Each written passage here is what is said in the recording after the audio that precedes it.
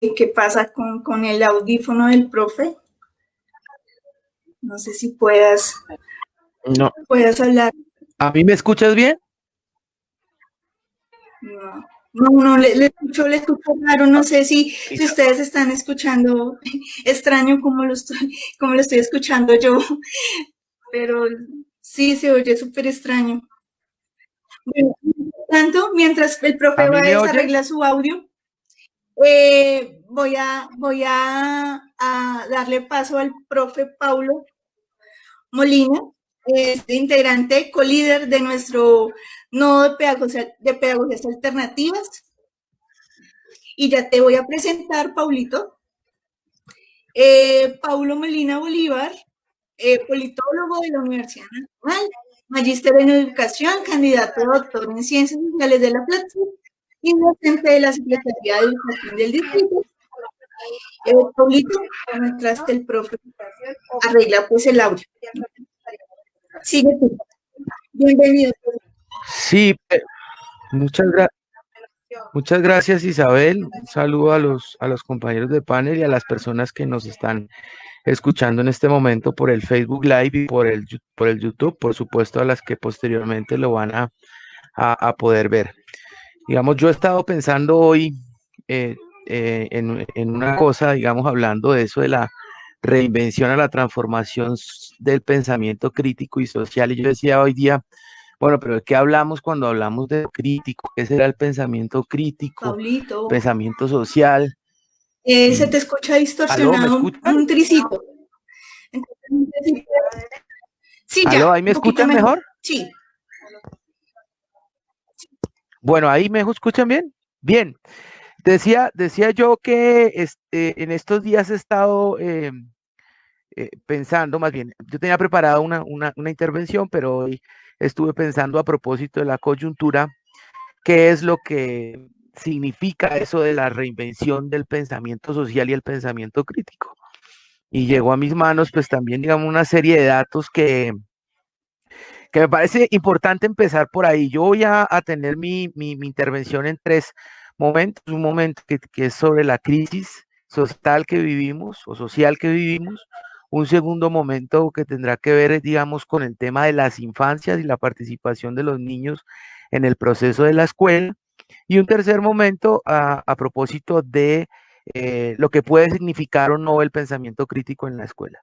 Entonces quería arrancar con este primer momento diciendo, digamos, que a mis manos llegó como una serie de datos que me parece importante que trabajemos, pero previo a eso, yo creo que una de las cosas fundamentales, que según lo que dijo mi compañero de panel anteriormente, es entender, digamos, el mundo en el que vivimos y las racionalidades de ese mundo, ¿cierto? Y entender que ese mundo ha construido una serie de saberes, una forma de entender la educación, una forma de entender a la infancia, que es necesario, digamos, pensar y repensar, porque esas formas de entender la infancia, la educación, el mundo, se han tendido a naturalizar, y resulta que eso no es para nada natural. Casi todo lo que hemos construido socialmente, lo que conocemos hoy es construido socialmente. El lenguaje juega un papel fundamental en ese escenario. Y en eso yo quería empezar diciendo, digamos, que hay que entender una cosa, y es que vivimos en un mundo profundamente desigual. Un mundo profundamente desigual que ya venía y que viene en una crisis social y una crisis de salud, una crisis, digamos, general, y en particular una crisis de la institución escolar como tal, que como les digo, se suma a otro tipo de crisis. Pero insisto en este tema. Hay una, hay que analizar, pensándose el tema del pensamiento crítico, cómo reflexionamos en la escuela, cómo reflexionamos con nuestros niños, cómo reflexionamos con nuestra sociedad y cómo actuamos en nuestra sociedad ante esas desigualdades sociales y por supuesto a las consecuentes frustraciones que acarrea esa foto en nuestra era. Eso es muy importante para hablar del tema de la, del pensamiento crítico. Sí, estoy yendo de lo general a lo particular, sí. Entonces, ahí quería decirles que Eso me parece a mí clave, ¿cierto? Me parece clave en términos de pensar, vuelvo y digo, lo de lo crítico y el pensamiento social. Porque hablar de crítico pues tendrá que ver con los procesos de autonomía para poder leer el mundo, ¿sí? Y hablar de lo social implica que nosotros tenemos que entender las formas de ver, de construir y de interpretar esa sociedad como tal. Vamos, eso es lo primero que quería decir. Insistir en que el mundo es desigual e injusto y que hay que hacer algo para transformar esas desigualdades y esas injusticias en diferentes planos como quisiera que compartiéramos el día de hoy. ¿Sí? Y si hablamos en términos de educación y de la pandemia y de lo que viene, lo que llaman pospandemia, nuevas normalidades, etcétera, tendríamos que hablar de unas cosas a nivel o de a quiénes está afectando en la educación ese cierre masivo y algunas características de ese cierre masivo a quiénes está afectando. Y de ahí tendríamos que decir que son cerca de 1.200 millones de estudiantes que han estado sin clase. Y esa es una reflexión pues que tendría que hacerse la escuela, porque ese estar sin clase quiere decir eh, sin clase en la escuela o en la institución escolar, quiere decir que han habido nuevas formas o formas de reinvención, de darle continuidad a lo que se hace en la escuela, que yo comparto que a veces resulta contrario a la potenciación del pensamiento crítico o al desarrollo del mismo, ¿cierto? Y son 1.200 millones de estudiantes, digo, en el mundo, que han dejado de tener por lo menos esa institución escolar o de acceder a esa institución escolar. De esos 600 millones son en América Latina y el Caribe. En Colombia, 2.4 millones de estudiantes en educación superior y 9.5 millones de estudiantes en educación básica y media. Entonces, ahí un poco la reflexión es qué es lo que pasa con las experiencias de vida y las diversidades de vida de estos cerca de 12 millones de niños y niñas o estudiantes, ¿sí? En las escuelas y cómo se están dando los procesos de aprendizaje y en esos procesos de aprendizaje hacernos la pregunta muy respetuosa pero sincera, ¿cierto? Digamos más bien que requiere de unas respuestas sinceras en torno a qué está pasando con eso que se denomina pensamiento crítico, ¿sí? ¿Qué está pasando con eso que está en relación con las preguntas sobre el pensamiento complejo, sobre las preguntas sobre la autonomía, sobre las lecturas de la sociedad, o qué está pasando con eso que tradicionalmente sucede o ha sucedido en la escuela, que nos decía el compañero, a pesar de que en muchos escenarios decimos que estamos haciendo construccionismo, pensamiento crítico, bueno, transformando las realidades, mantenemos unas líneas, digamos, muy, muy relacionadas con los sentidos que en la modernidad se le dieron a la institución escolar y en particular al papel de la relación entre la educación y el trabajo en las sociedades. Entonces, ese es el otro punto que quería decir, digamos. ¿Sí? Entonces, eso es una pregunta abierta para todos los que pensemos o queramos acercarnos a esa realidad con unas miradas que estén en el marco de los paradigmas de la crítica, ¿cierto? Bien sea, digamos, los enfoques teóricos que tengamos. Pero esa es como una primera pregunta que quiero dejar, ¿cierto? Entonces, ¿cómo estamos abordando la realidad? ¿La estamos ocultando? ¿Qué estamos priorizando en la escuela? ¿Estamos priorizando los saberes? ¿Estamos priorizando otro tipo de saberes? ¿Estamos priorizando la socioafectividad? ¿Estamos priorizando lo que nos manda el currículo? ¿Qué es lo que se prioriza en estos escenarios? Es como más bien una pregunta para que ustedes la respondan. Entonces, eso es como lo primero. Pero quisiera insistir en una cosa que dijimos la vez pasada, y es que hay unas condiciones de las que la pandemia le ha sumado a la precarización en la región y en Colombia en particular. Como ya dije, hay mayores escenarios de desigualdad, eso es apenas evidente, ¿cierto? Las inconformidades frente a esas desigualdades vienen creciendo. El movimiento estudiantil, por ejemplo, venía en un crescendo antes del proceso de la pandemia, pero ahora estamos viendo de nuevo, que son los jóvenes y el movimiento estudiantil también quienes están generando un ejercicio de resistencia frente a esas desigualdades. Desigualdades en todo tipo, como vamos a ver ahorita. ¿Hay un mayor descontento social? Sí, hay un mayor descontento social, con una paradoja. Ese mayor descontento social no se corresponde con las formas de gobierno y con quienes nos gobiernan en el día de hoy, ¿cierto? Antes bien están, digamos, generándose una profundización en esos descontentos sociales. Esas mayores desigualdades son aún más evidentes, ¿sí? Y es algo que la escuela tendría que pensarse, es algo que se tendría que pensar en la reconstitución de los currículos, en la reconstitución de nuestros objetivos de aprendizaje, en la reconstitución en clave de pensamiento crítico, son unas mayores desigualdades entre el mundo rural y el mundo, digamos, urbano, y por supuesto un escenario de mayor desigualdad con las poblaciones indígenas, afros y con las personas migrantes, que eso es lo que teníamos que ver. Hay que hacer también una reflexión en torno a lo que se ha denominado el apartheid educativo en Colombia. Pero bueno, así hay muchas cosas que tendríamos que ir mirando, digamos, desigualdad en brechas digitales, eso qué causas, digamos, qué causas tiene, qué efectos tiene, más allá, digamos, de los procesos de aprendizaje que se están tratando de impulsar a través de estos modos de atención de los niños que a mi modo de ver están más ligados a cómo los mantenemos ocupados en las casas, cómo mantenemos escenarios de gobernamentalidad para esos niños, pero cómo eso ha dificultado la socialización y la inclusión en general de los niños con una profundización de la desigualdad en la inclusión en general en la sociedad de niños y niñas en condiciones, digamos, de precariedad o en condiciones de marginalidad en nuestro país, en la región en general. ¿Cierto? Entonces, hay muchas preguntas que hacerse, muchas cosas que mirar, pero pues digamos, simplemente, digamos, dejo como preguntas en torno a eso, como porque lo que creo que hay que motivar es más la reflexión que podamos hacer en torno a eso, que dar, digamos, recetas frente al tema.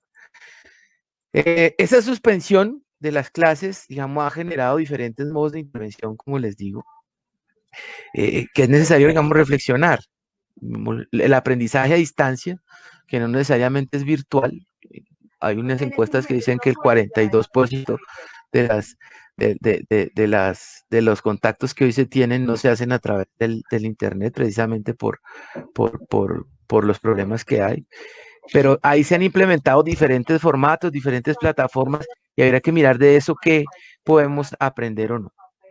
Pero bueno, digamos, hay varias cosas que habría que mirar también pensándonos en los escenarios de reinvención, y es cómo el ejercicio mismo de la profesión docente se está dando, cómo hay impactos o no en las comunidades educativas, el tema de la salud, del bienestar integral de los estudiantes, etcétera, etcétera, etcétera. Pero eso definitivamente va a generar diversas consecuencias a corto y mediano plazo en la escuela y en los desarrollos curriculares que nosotros tengamos, ¿cierto? Uno es que efectivamente se han interrumpido trayectorias educativas en todos los niveles, y esa interrupción de las trayectorias educativas habrá que mirar cómo se desarrollan o cómo se solventan. Dos, el tema, digamos, también de los niños y niñas que han tenido una afectación en la alimentación, en su salud mental, en actividades recreativas, una cantidad de cosas que le están pasando a los niños y a las niñas que a veces desde el mundo adulto no reflexionamos lo suficientemente bien. Bueno, pero para no seguir diciendo, digamos, temas en torno a la condición desigual, tendríamos que empezar a pensar, digamos, cómo la adaptación, eso que llaman flexibilización curricular, va a obedecer a estos nuevos contextos que se han generado. Digamos, cómo los procesos de evaluación, qué saberes se van a priorizar en el desarrollo de la nueva presencialidad, qué saberes se han priorizado en este escenario, ¿cierto? Qué objetivos de aprendizaje, qué contenidos de aprendizaje nos permiten lograr una mejor comprensión de la crisis social que vivimos como tal, y una mejor comprensión en términos de pensamiento crítico de nuestros niños y niñas, más allá de las mediciones que puedan hacer las evaluaciones y más allá, digamos, de los rankings a los que están, digamos, normalmente sometidos los niños y las niñas. Es decir, cómo ese pensamiento crítico coadyuva o no a la interpretación de la crisis, a la interpretación de la sociedad, a la interpretación del contexto social en que viven los niños y las niñas que acuden a los colegios y que en este momento están en cualquiera de las modalidades de intervención educativa que existen hoy, ¿sí? Pero si hablamos de pensamiento crítico, por supuesto tendrá que ver con un tema de reflexión en torno a las informaciones y a las noticias que tienen, que se están dando, ¿cierto? Una lectura compleja de los lenguajes, de los discursos que allí se están moviendo, comprender las dinámicas sociales y las dinámicas económicas. Ya mi compañero decía, digamos, el tema de cómo fortalecemos empatía o cómo fortalecemos escenarios de solidaridad, cómo fortalecemos la no discriminación, el entender el apoyo mutuo y otras formas de relacionamiento social que tal vez no hacen parte o no son la prioridad de la construcción social de la realidad que hemos tenido nosotros o que tenemos hoy desde la modernidad y en el marco del sistema capitalista, ¿cierto? Entonces, ese es un escenario. También cómo profundizamos el carácter integral y humanista de la educación, sin ceder, digamos, a eso que es a lo que estamos acostumbrados a ceder, que es la presión por fortalecer solo aprendizajes instrumentales como tal. Y eso, ¿qué efectos tienen los ajustes curriculares y los recursos pedagógicos que tenemos nosotros hoy día? ¿Cierto? ¿Qué necesidades colectivas tienen los niños y las niñas? ¿Qué requerimientos específicos se están formulando? Digamos, a los estudiantes con situación de discapacidad o a esos estudiantes que ahora dicen que tienen que estar en escenarios de inclusión, ¿cómo entendemos los, los contextos y los saberes que tienen esos niños y niñas y que se han dificultado efectivamente con las condiciones de estudio que hoy tienen? ¿Cómo incluimos otros lenguajes en lo que nosotros en el nodo denominamos pedagogías decoloniales o pedagogías transmodernas? Digamos, ¿cómo incluimos saberes ancestrales? ¿Cómo incluimos diversidad lingüística, las poblaciones y los entendimientos de las culturas poblacionales de los migrantes y de esas comunidades ancestrales? El tema de género, por ejemplo, cómo se incluye. Y todo esto en clave de visibilizar, porque para entender el problema hay que hacerlo visible, ¿cierto? Y posibilitar o desde la escuela misma, digamos, escenarios de erradicación de esas situaciones de desigualdad o de múltiples violencias que tenemos en este momento en las clases, ¿sí? Paso entonces a un segundo momento que me parece a mí clave, que es el tema de repensar las infancias, ¿cierto? Repensar las infancias. Pero yo creo que eso es algo que se ha venido desarrollando, pero que nosotros como docentes y en general la sociedad a veces no se piensa mucho, ¿cierto? Más allá de lo que aquí hemos dicho, digamos, de agotamientos físicos de los equipos docentes, las cargas de trabajo de los docentes, etcétera, una cantidad de cosas, es qué lugar le damos a la construcción social de la infancia o cómo interpretamos a los niños y niñas, que es un tema que parece de poca monta, pero es fundamental en la construcción de la institución educativa, ¿cierto?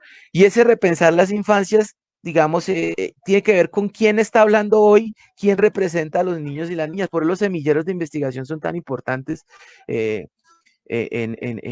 lo que estamos desarrollando en el nodo de pensamiento, de pedagogías alternativas, ¿cierto? ¿Qué le estamos enseñando a los niños en general, en el colegio, en la casa, en los diferentes espacios? Le estamos enseñando a adoptar sumisamente el estado de emergencia, a entenderlo, ¿sí? Les estamos siguiendo con las lógicas estas de pórtese bien, dejas bien tu tarea, de obedezca, obedezca, obedezca, ¿sí? Al punto de no retorno o de fracaso al que nos hablaban ahora, que no sean malcriados, ¿sí? Digamos que no cuestionen, ¿sí? Los adultos somos los que tenemos las razones, que opinen solo cuando se les permita, bueno, etcétera, etcétera, etcétera. Y en eso sí que ha habido un estallido, digamos, de conversatorios y de charlas, en los que pocas veces se encuentra el lugar, la voz de los niños, la agencia de los niños. que cuenten su experiencia. Nosotros acabamos de cerrar un ciclo en los que las estudiantes y los estudiantes eran quienes decían, nos contaban sus experiencias a propósito de la evaluación, a propósito de los saberes que requieren, a propósito de cómo se estaba viviendo eso que la institución escolar les ha permitido desarrollar hoy día. ¿Sí? Pues entonces, ese es todo un mundo, pero yo insisto, ¿cuál es el lugar, por ejemplo, de la voz de los niños en la construcción del currículo? ¿Sí? ¿Qué saberes son los que ellos dicen que necesitan? ¿Qué es lo que les falta? ¿Cierto? Y no que es lo que nosotros como adultos también les decimos a los niños y a las niñas que hay que decir. Y en eso, digamos, una cantidad de cosas en términos de infancias vulnerables, que es como un discurso que se ha instalado también en la sociedad, que es a la infancia vulnerable hay que atenderla con un discurso psicológico, hay que patologizar la sociedad en términos de que ese niño vulnerable exprese cada vez más para acceder a una serie de recursos, su situación de dolor, su necesidad de ayuda, etcétera, etcétera, ¿cierto? Entender a esos niños como vulnerables es también generar condiciones de riesgo, y en eso habría que reflexionar con que ese riesgo es también construido socialmente, ¿cierto? Construir infancias vulnerables es decirle a esas infancias, ustedes son pobres, son excluidos, pero no piensen en las causas de esa exclusión, etcétera, etcétera. ¿Cierto? Y si pudiéramos tratar de transmitir algún tipo de otro escenario, tendríamos que hablar de a los niños y a las niñas también, de qué es el Estado, de qué es la sociedad, de qué es este sistema, el que les está negando el agua, la comida, la luz, ¿cierto? El que les está negando los accesos a Internet para tener las posibilidades que otros niños tienen.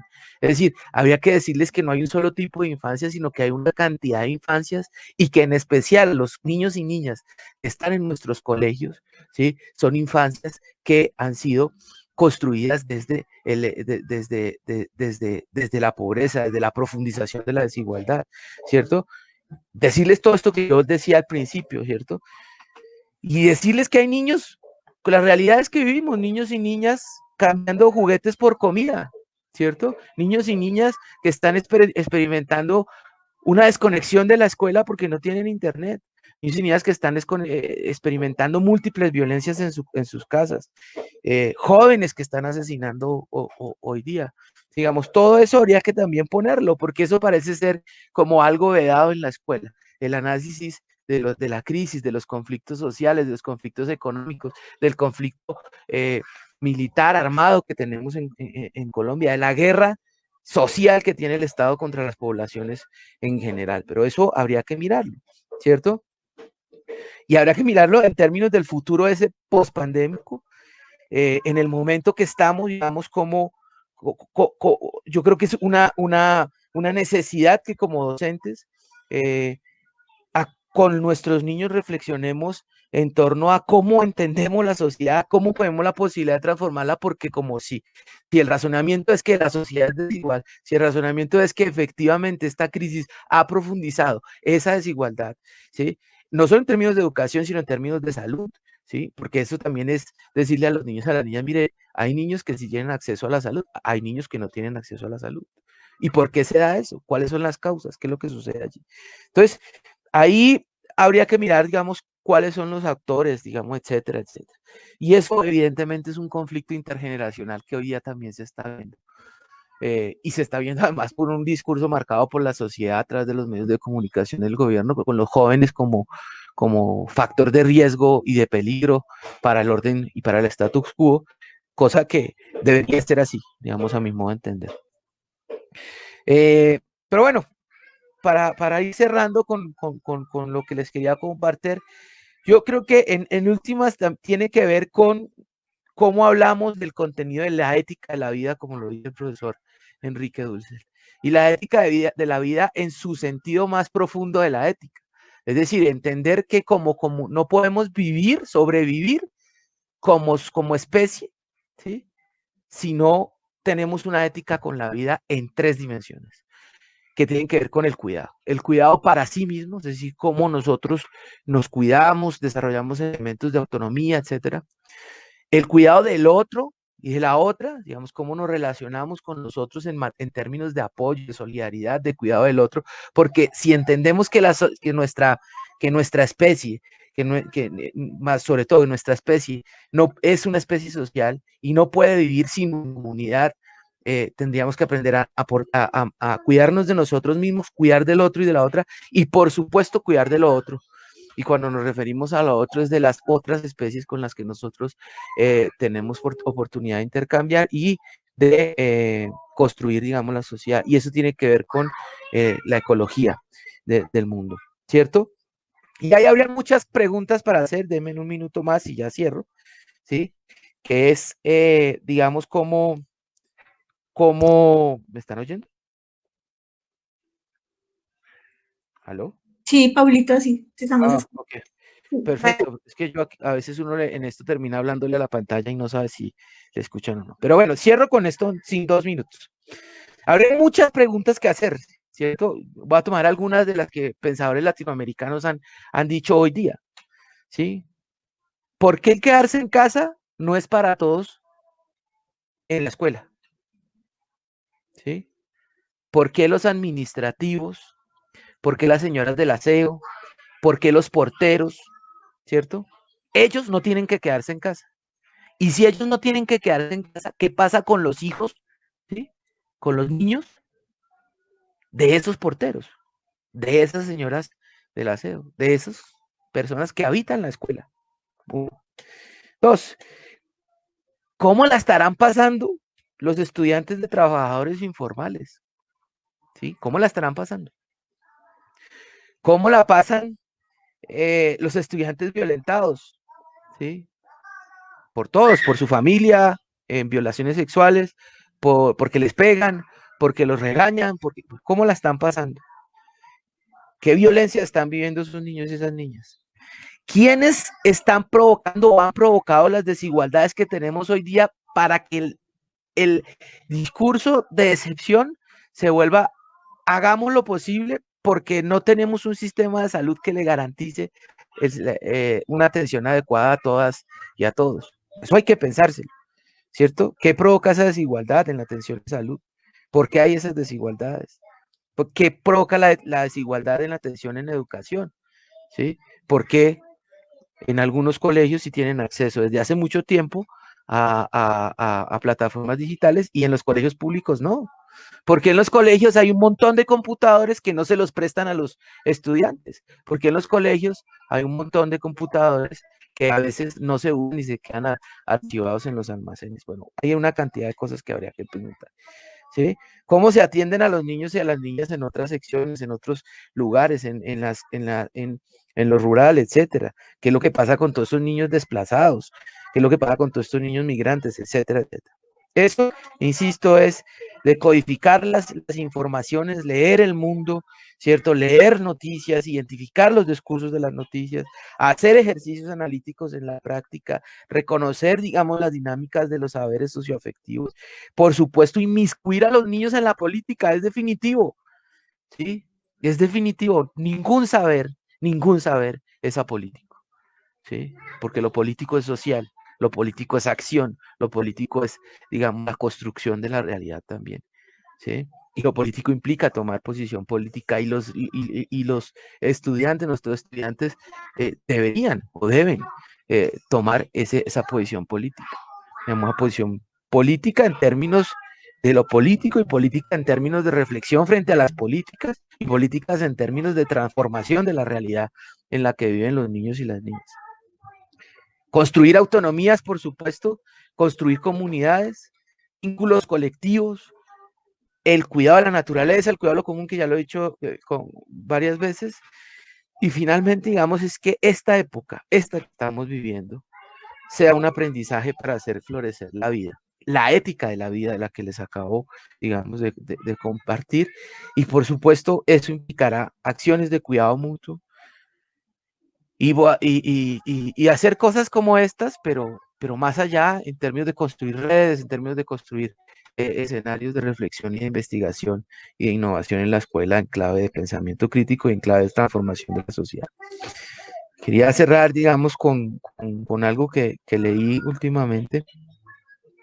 Es que si la solidaridad es la ternura de nuestros pueblos, nuestra ternura hoy día precisamente consiste en la indignación en la indignación frente a la desigualdad social, como les he dicho, en la indignación frente a las realidades de asimetrías de poder y de condiciones desiguales en nuestra sociedad. Por supuesto, eso implica reconocer que los lenguajes no son neutrales y que el proyecto en el que vivimos o en el que fuimos construidos o en el que fue construido más bien la escuela es un proyecto que en el plano económico, en el plano social y en el plano cultural es no solo homogenizante, sino excluyente de las grandes mayorías de las poblaciones en el mundo. Así de que muchas gracias y bueno, estoy atento a lo que tengamos que hablar más adelante.